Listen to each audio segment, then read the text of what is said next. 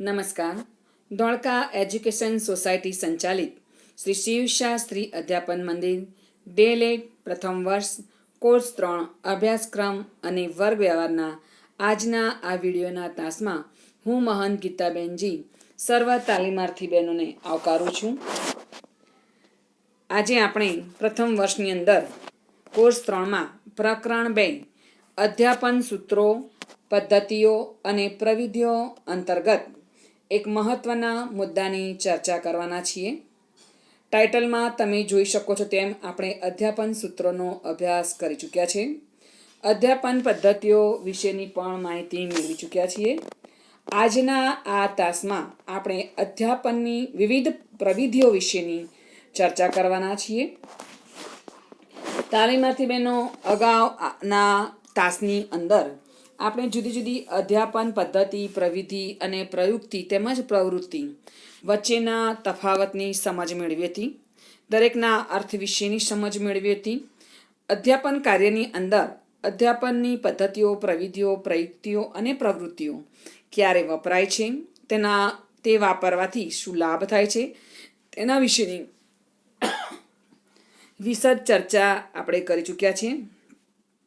તો આવો તાલીમાર્થી બહેનો, આજના આ તાસમાં આપણે વિવિધ અધ્યાપન પદ્ધતિ અને પ્રવૃત્તિ અને પ્રયુક્તિઓની સમજ બાદ વિવિધ અધ્યાપનની પ્રવિધિઓ વિશેની ચર્ચા અને સમજ કેળવીએ.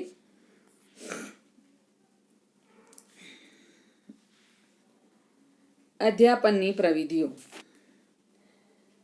અધ્યાપનની પ્રવિધિઓ અંતર્ગત આજે આપણે વાર્તાકથન, ગાન, નાટ્યકરણ, પાત્ર અભિનય, શૈક્ષણિક રમત, કઠપુતળી વિદ્યા, વિવિધ અધ્યાપન પ્રવૃત્તિઓને ઉદાહરણ સહ સમજવાનો પ્રયત્ન કરીશું. નાટ્યકરણ, પાત્ર અભિનય આ પણ અધ્યાપનની એક સુંદર પ્રવિધિ છે.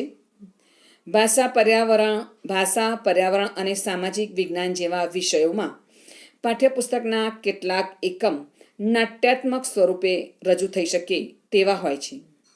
તેમના અધ્યાપન દરમિયાન એકમનું નાટ્ય રૂપાંતર કરી એના પાત્રો વર્ગના વિદ્યાર્થીઓ નાટક સ્વરૂપે ભજવે તો શિક્ષણ કાર્ય અત્યંત રસપ્રદ બની રહે છે.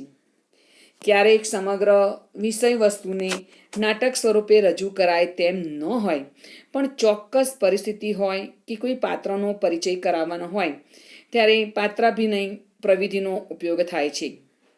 જો કે બધા જ એકમો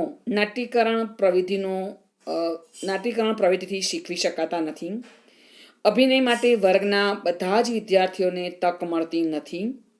એકમોનું નાટ્ય રૂપાંતરણ કરવું અને તેની યોગ્ય ભજવણી કરાવવી તે કૌશલ્ય છે. શિક્ષકે વિદ્યાર્થીની પૂર્વ તૈયારી માટે સમય ફાળવણી અને આયોજન હોય તો જ આ પ્રવિધિ ફળદાયી બની રહે છે. છતાં આ પ્રવિધિના યોગ્ય પ્રયોજનથી વર્ગ શિક્ષણમાં નીચે પ્રમાણે લાભ થાય છે. શિક્ષક વિદ્યાર્થી વચ્ચે આત્મીયતા વધે છે. પરસ્પર સહયોગ વધે છે. તાલીમાર્થી બહેનો, સ્વાભાવિક રીતે જ બાળકો નાટકની અંદર જૂથમાં કામ કરે છે, સમૂહમાં કામ કરે છે, જેથી તેઓ એકબીજાની નજીક આવે છે. પરિણામે તેમનામાં જૂથ ભાવના, સમૂહ ભાવના તો વધે જ છે. સાથે સાથે આત્મીયતા અને પરસ્પર સહયોગથી કાર્ય કરવાની રીત એમનામાં વધતી જાય છે. અમૂર્ત ખ્યાલો સ્પષ્ટ બને છે. નાટ્યકરણ દરમિયાન બાળક જે રીતે નાટક ભજવતો હોય છે ત્યારે શિક્ષક નાટ્ય પ્રવિધિની અંતર્ગત જે પણ કેટલીક વસ્તુઓ જે શીખવે છે તેના ડાયરેક્શન દરમિયાન કેટલાક દ્રશ્યો ખડા કરવામાં, હાવભાવ કેળવવામાં વગેરે અમૂર્ત ખ્યાલો એ નાટકના સ્ટેજ પર બાળક વધારે સારી રીતે શીખે છે. બીજું એ કે નાટકની ભજવણી દરમિયાન બાળકનું સ્ટેજ ફિયર એ દૂર થાય છે. તેનામાં આત્મવિશ્વાસ દ્રઢ બને છે. વિષય વસ્તુ સરળતાથી સમજાય છે અને જ્ઞાન ચિરંજીવી બને છે.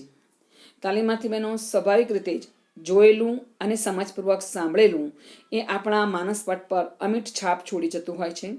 અને આ રીતે નાટ્યાત્મક સ્વરૂપે જ્યારે કોઈ પણ વિષય વસ્તુ બાળકની સમક્ષ ભજવાય અને જો બાળક તેમાં પોતે સ્વયં કાર્ય કરતો હોય ત્યારે તો વિષય વસ્તુને સરળતાથી સમજી શકે છે એટલું જ નહીં, પરંતુ તેવું જ્ઞાન તેના માનસપટ પર ચિરંજીવી બની રહે છે, અમિટ છાપ છોડી જતું હોય છે.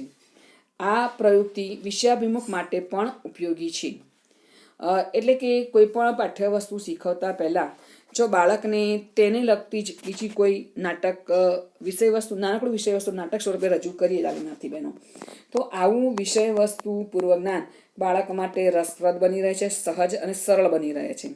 દાખલા તરીકે આપણે અકબર વિશે વાત કરતા હોઈએ ત્યારે આપણે અકબરની એવી કોઈ વાર્તાનું નાટક ભજવીએ તો બાળકને અકબરના પાત્ર વિશેની સહજ સમજ કેળવાય છે.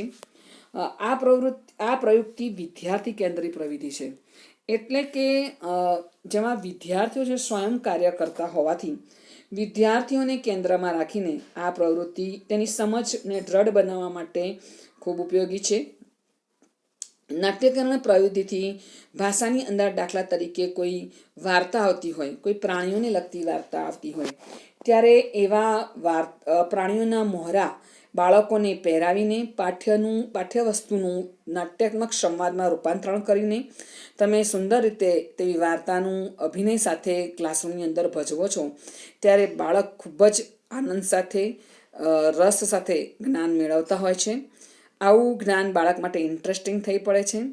પર્યાવરણની અંદર પણ સ્વચ્છતાના કેટલાક ખ્યાલો એ નાટ્યાત્મક સ્વરૂપે રજૂ કરીને શીખવી શકાય છે. જેમ કે કોઈ કચરો કોઈ વ્યક્તિ જ્યાં ત્યાં નાખતું હોય ત્યારે બીજી વ્યક્તિ તે પર્યાવરણને સ્વચ્છ રાખવા માટે કચરો જ્યાં ત્યાં ન નાખવો જોઈએ તે વસ્તુ નાટક દ્વારા ભજવીને સહજ રીતે શીખવી શકે છે. સામાજિક વિજ્ઞાનની અંદર દાખલા તરીકે શીત કટિબંધ અને ઉષ્ણ કટિબંધ બાળકને સમજાવવું હોય કે ઉષ્ણ કટિબંધમાં રહેતા લોકો ત્યાં ગરમ વાતાવરણ છે, જ્યારે પ્રમાણમાં શીત કટિબંધમાં ઠંડુ વાતાવરણ છે, ત્યારે પરસ્પર બે પાત્રો સામેલ આવીને એક પાત્ર પોતે ઠંડા પ્રદેશમાં રહે છે, બીજું ગરમ પ્રદેશમાં રહે છે. બંને પોતપોતાના ખોરાકો, કપડાં, પોતાની જીવનચર્યા એ સમજાવવાનો પ્રયત્ન કરે ત્યારે સામાજિક વિજ્ઞાનનું તેવું જે જ્ઞાન છે, કઠિન જ્ઞાન પણ બાળકને ખૂબ જ રસપ્રદ રીતે શીખી શકે છે તાલીમાર્થી બહેનો.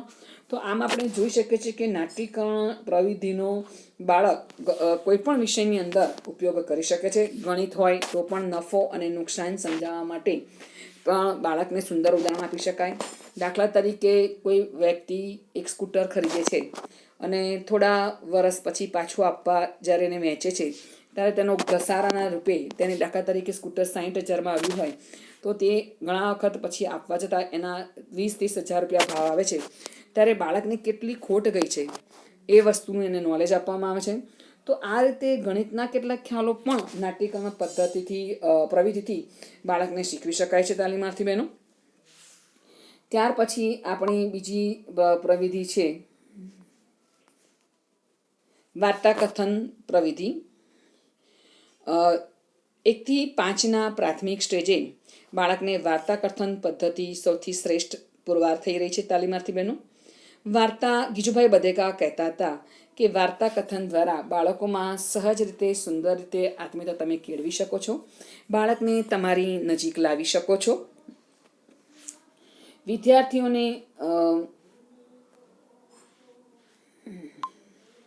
વિદ્યાર્થીઓને વિષયાભિમુખ કરવા માટે વાર્તા કથન કરવામાં આવે છે.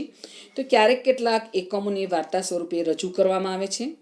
કથનમાં વાર્તાનું તત્વ ભળતા તે રસપ્રદ અને અસરકારક બને છે.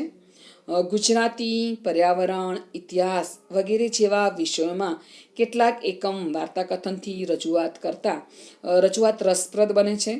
જેમ કે ઇતિહાસની અંદર જ્યારે આપણે મોગલિયા સલ્તનત વિશેની વાત કરીએ છીએ ત્યારે મોગલ વંશની બાબરથી માંડીને શાહજહાં, ઔરંગઝેબ અને બહાદુર શાહ ઝફર સુધીની બધી જ પેઢી બાળકને સમજાવીએ. તેમના શિલ્પ સ્થાપત્ય, તેમનો સુવર્ણ યુગ વગેરેની સુંદર વાતો આપણે પહેલાં વાર્તાત્મક રીતે રજૂ કરીએ, ત્યારબાદ તેવી માહિતીને સ્ટેપ બાય સ્ટેપ ક્રમશઃ રજૂ કરીએ, જેથી કરીને બાળકને નિદર્શન અને અવલોકન કરાવીએ કોમ્પ્યુટરની અંદર. તો આ રીતે વાર્તાકથન કરીને પણ શાહજહાં કોણ હતો, અકબરની અનેક વાર્તાઓ તમે બાળકને કહી શકો છો. તો આવી કેટલીક વાર્તાઓ દ્વારા પણ તમે ઇતિહાસની અંદર બાળકને રસ લેતા કરી શકો છો. પર્યાવરણ અંતર્ગત પણ કેટલીક વાર્તા દ્વારા જેમ કે સ્વચ્છતા વિશેના ખ્યાલો શીખવવા માટે ગંદી ઉંદરડીની વાર્તા કહેવી. ગુજરાતી અંતર્ગત તો કેટલાય જે પાઠ છે તેને હાવભાવ સાથે સુંદર રીતે નાટ્યાત્મક સ્વરૂપે સંવાદમય રીતે વાર્તાની જેમ બાળકને જાણે ક્લાસરૂમની અંદર એક નાટક જ ભજવાતું હોય તે રીતે હાવભાવ સાથે વાર્તા કથન કરીને તમે બાળકને ગુજરાતીની અંદર રસ લેતા કરી શકો છો. આ પ્રવિધિ વાપરતા એટલું યાદ રાખવાનું છે કે વિષય વસ્તુ ગૌણ બની જાય અને વાર્તા મહત્વની બની જાય તેવું ન થાય, તેની ખાસ કાળજી રાખવી. એટલે કે તાલીમાર્થી બહેનો આપણે જે પાઠ શીખવવાનો છે તેના અંતર્ગત તમે જો કોઈ એને વાર્તા કહેતા હોય તો વાર્તા મહત્વની બની જાય અને એને વિશ્લેષણ વધુ થઈ જાય અને જે પાઠ્ય વસ્તુ તમારે જે શીખવાનું છે બાજુમાં રહી જાય તેવું ન થવું જોઈએ. તેની ખાસ કાળજી લેવી. વાર્તા કથનમાં પ્રવીણતા કેળવી લેવી. શૈલી, હાવભાવ, આરોહરો વગેરેનું પૂરું ધ્યાન રાખવું.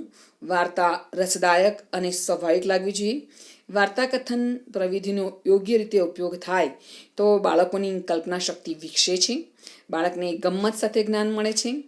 કેટલાક ખ્યાલો નાના બાળકમાં ડાયરેક્ટ ન કેળવતા ચારિત્ર ઘડતરલક્ષી મૂલ્યો તમે વાર્તા કથન દ્વારા વિકસાવી શકો છો. કોઈ મહાન વ્યક્તિઓના નાનપણની કેટલાક વાર્તાઓ રજૂ કરીને બાળકમાં ચારિત્ર ઘડતર અને મૂલ્ય તમે કેળવી શકો છો. વાર્તા કથન દ્વારા પીરસેલું એકમનું જ્ઞાન બાળકોને ચિરસ્થાયી બની રહે છે, તેને લાંબા સમય સુધી યાદ રહે છે. તો તાલીમાર્થી બહેનો આમ વાર્તા કથન દ્વારા પણ તમે બાળકોને સુંદર રીતે એકમ શીખવી શકો છો. વાર્તા કથન કરતી વખતે સ્વાભાવિક રીતે જ હાવભાવ, આરોહરો, ઉચ્ચારણોનું ખૂબ ધ્યાન રાખવું. જેમ કે હું તમને એક વાર્તાની 2-3 લીટીનું કથન કરું છું તાલીમાર્થી બહેનો. એક મોટું જંગલ હતું. આ જંગલમાં ઘણા બધા પ્રાણીઓ રહેતા હતા. આ જંગલમાં એક સિંહ પણ રહેતો હતો. તે બધા પ્રાણીઓને મારીને ખાઈ જતો હતો. એક દિવસની વાત છે. તાલીમાર્થી બહેનો આ રીતે વાર્તાનું તમારે રજૂઆત કરવાની છે, હાવભાવ સાથે, ભાવ સાથે, આરોહરો સાથે, જેથી કરીને બાળક તમને માત્ર સાંભળવા માટે પ્રેરાય. તે રીતે તમારે આખું વસ્તુ રજૂ કરવાનું છે. તો આમ વાર્તા કથન દ્વારા પણ તમે કોઈ પણ એકમ શીખવીને બાળકને શિક્ષણ કાર્યમાં રસ લેતા કરી શકો છો તાલીમાર્થી બહેનો. ત્યાર પછીની પદ્ધતિ છે કથન ચર્ચા. શિક્ષણના રોજબરોજના વર્ગ વ્યવહારમાં કથન ચર્ચાનો ઉપયોગ સ્વાભાવિક રીતે થતો જોવા મળે છે. આ પ્રવિધિ વિચારોના આદાન પ્રદાનની પ્રક્રિયા છે. કોઈ નવી બાબત શીખવવા શિક્ષક કથન કરે છે.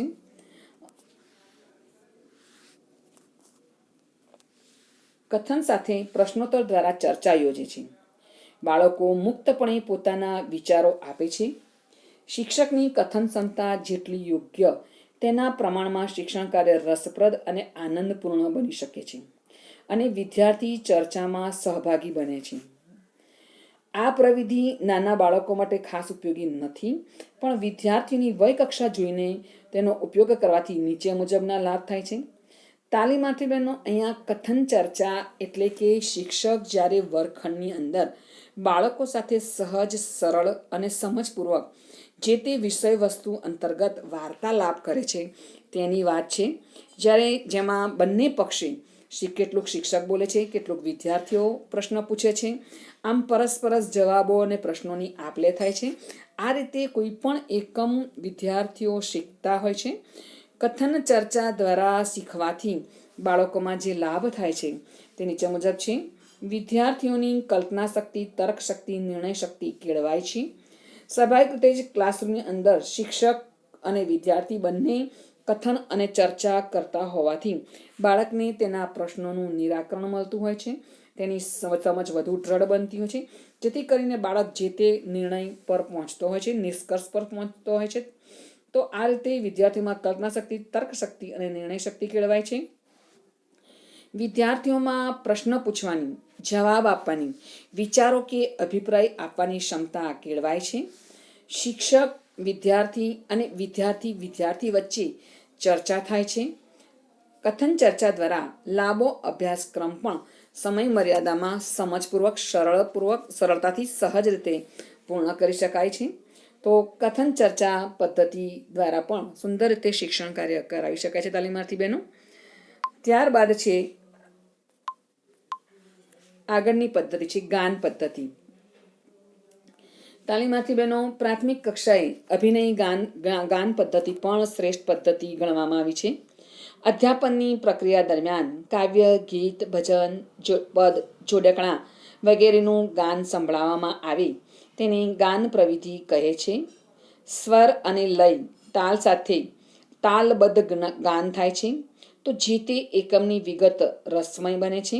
વળી તેમાં અભિનય ભળે તો વિદ્યાર્થીઓને ખૂબ મજા પડે છે, જેને ગાન પ્રવિધિ કહી શકીએ છીએ.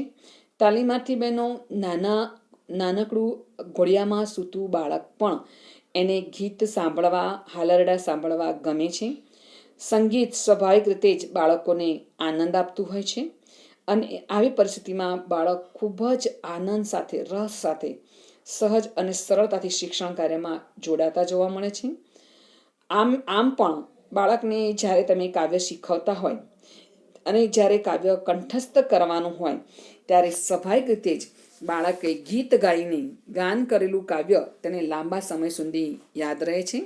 તાલીમાર્થી બહેનો, એટલે આજે પણ આપણે આપણા શિક્ષકે નાનપણમાં શીખવેલા કાવ્યો આજે પણ આપણા માનસપટ પર અમિત છાપ છોડી ગયેલા છે. જેમ કે નાની મારી આંખ એ જ્યોતિ કાંક કાંક, એ તો કેવી અજબ જેવી વાત છે. તો આ રીતે કાવ્ય, બીજું એક કાવ્ય જેમ કે રીંછ એકલું ફરવા ચાલ્યું, હાથમાં લીધી સોટી, સામે રાણા સિંહ મળ્યા તા, આફત આવી મોટી. તો આ રીતે કાવ્ય, ગીત, ભજન, જોડકણા પણ તમે બાળકને શીખવી શકો છો. સ્વર અને લય સાથે તાલબદ્ધ જ્ઞાન કરાવો તો બાળક વધારે સારું શીખે છે. ગાન પદ્ધતિથી નીચે પ્રમાણેના લાભ થાય છે. પ્રાથમિક કક્ષાએ આ ગાન પદ્ધતિ અતિ ઉપયોગી છે. સમૂહ શિક્ષણ માટે અતિ ઉપયોગી પ્રવિધિ છે. તમે તાલીમાર્થી બહેનો, બાળકોને સમૂહ શિક્ષણની અંદર પણ આવા બાળ ગીતો અને બાળ અભિનય ગીતો શીખવી શકો છો. કાવ્ય શિક્ષણમાં વિશેષ ઉપયોગી બને છે. કાવ્ય તો કાનની કળા છે તાલીમાર્થી બહેનો, એટલે સ્વાભાવિક રીતે જ્યારે કાવ્ય શીખવવાનું હોય ત્યારે શિક્ષકે હંમેશા ગાવાનો આગ્રહ રાખવો જોઈએ. અને જો શિક્ષક પોતાનામાં જો ગાવાની ક્ષમતા ન હોય તો તેવા કાવ્યનું તેણે ઓડિયો વિડીયો દ્વારા શ્રવણ કરાવવું જોઈએ. ગાન પ્રવિધિ દ્વારા વિષય વસ્તુની સમજ સ્પષ્ટ બને છે અને શિક્ષણ રસપ્રદ બનાવી શકાય છે.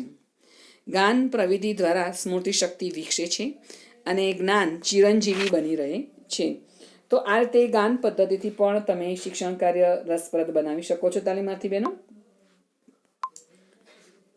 ત્યારબાદ છે નિદર્શન પદ્ધતિ.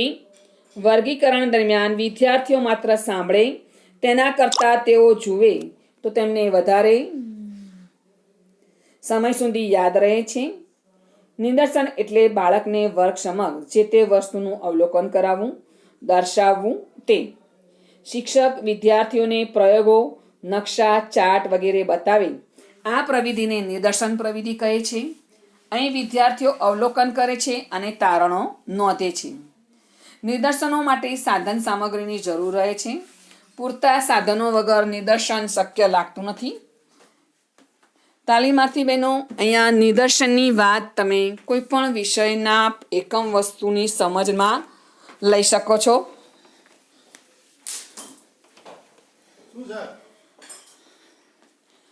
નિદર્શન પદ્ધતિ અંતર્ગત દાખલા તરીકે આપણે વિજ્ઞાન વિષયની અંદર બાળકને કોઈ પ્રયોગ બતાવીએ અને સ્વયં બાળક તેમાં જૂથની અંદર કાર્ય કરે, સ્વયં તારણો કાઢીને નિર્ણય પર પહોંચે.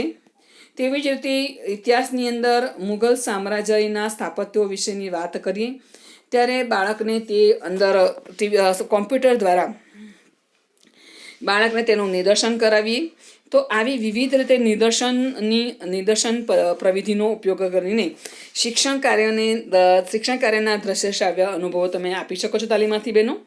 નિદર્શન પદ્ધતિથી આપણને કયા કયા લાભ થઈ શકે છે તેની આપણે સમજ કેળવીએ. વિષય વસ્તુની સંકલ્પના સ્પષ્ટ બને છે.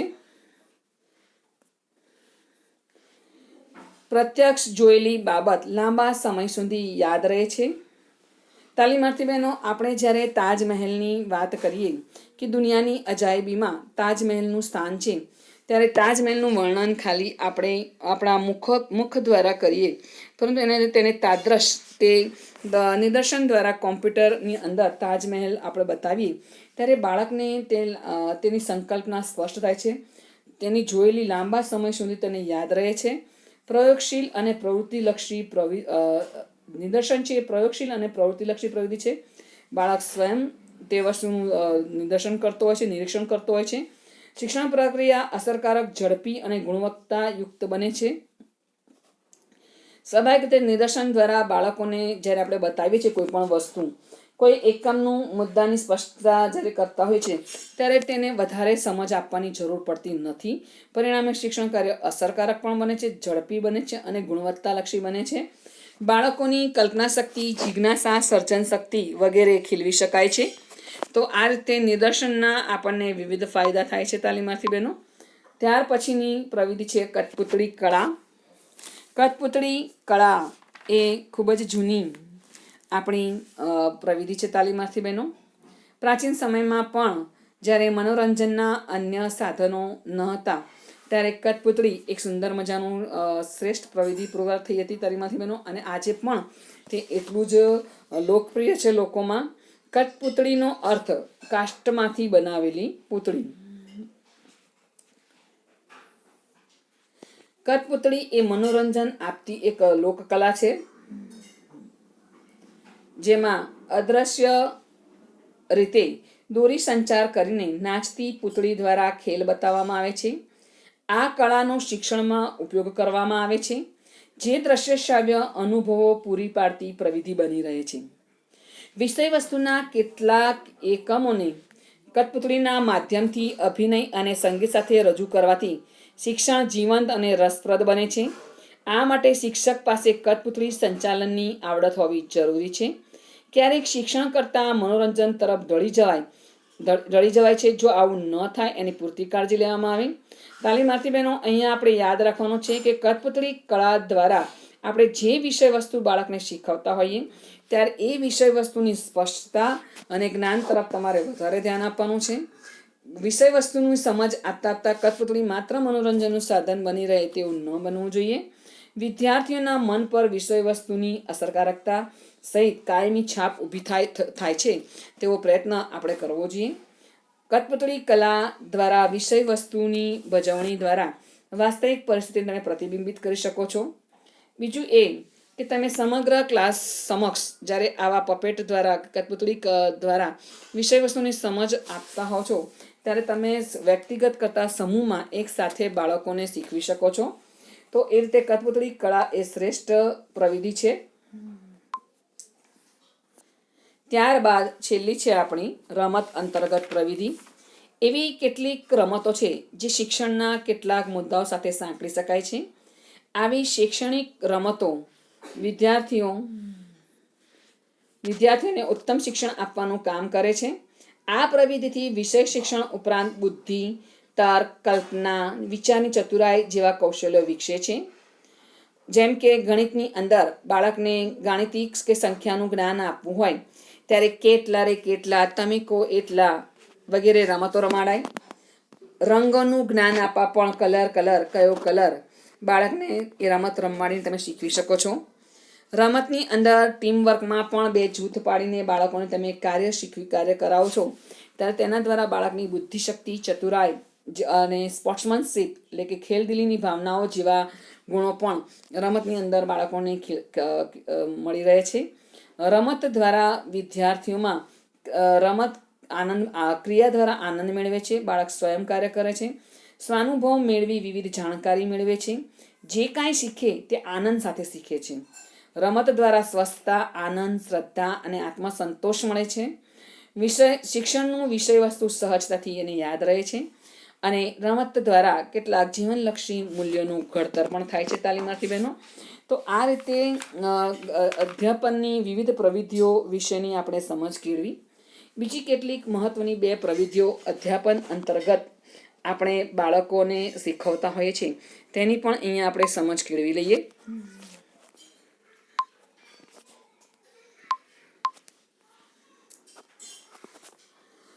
અધ્યાપનની પ્રવિધિઓ અંતર્ગત આપણે અધ્યતા સારી રીતે અધ્યયન કરવા વિવિધ પ્રવિધિઓની મદદ જ્યારે લેતો હોય છે.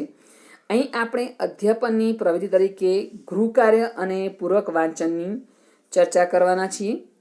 ગૃહ કાર્ય અને પૂરક વાંચન તાલીમાર્થી બહેનો, આ બે અન્ય પ્રવિધિ તેવી છે જેનો શિક્ષણ પોતાના શિક્ષણ કાર્ય બાદ વધારેમાં વધારે ઉપયોગ કરતો હોય છે અને એ રીતે બાળકને શીખતો કરતો હોય છે.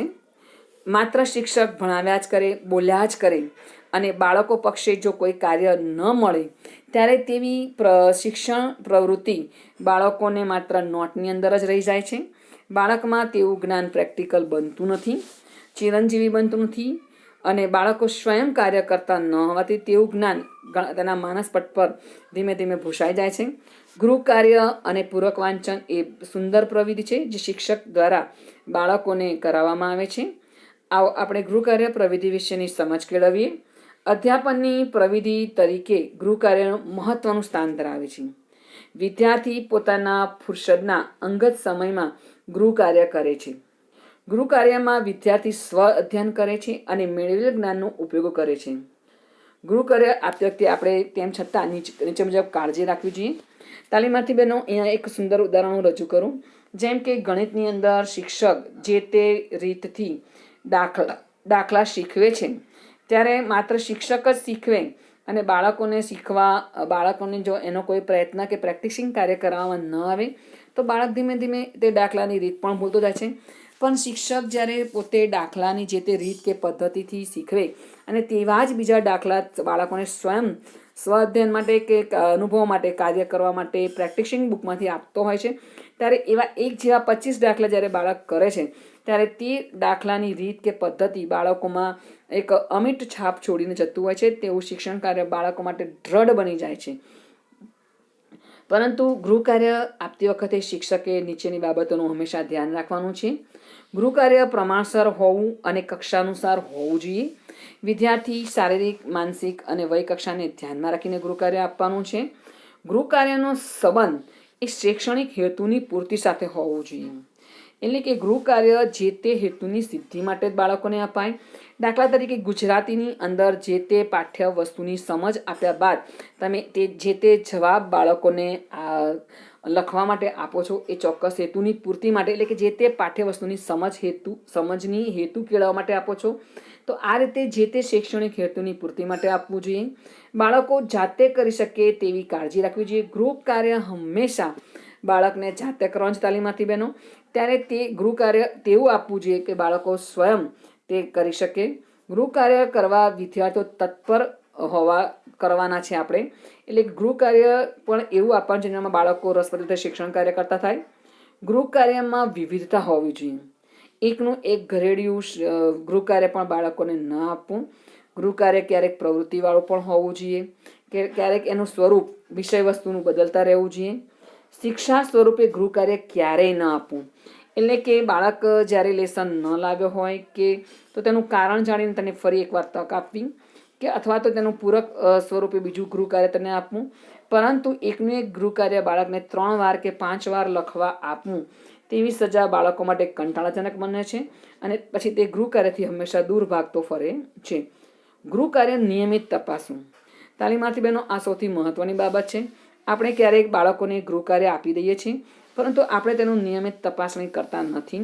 ત્યારે બાળક ધીમે ધીમે તે ગૃહ કાર્ય લાવવાનું બંધ કરે છે અથવા તો અનિયમિત બને છે.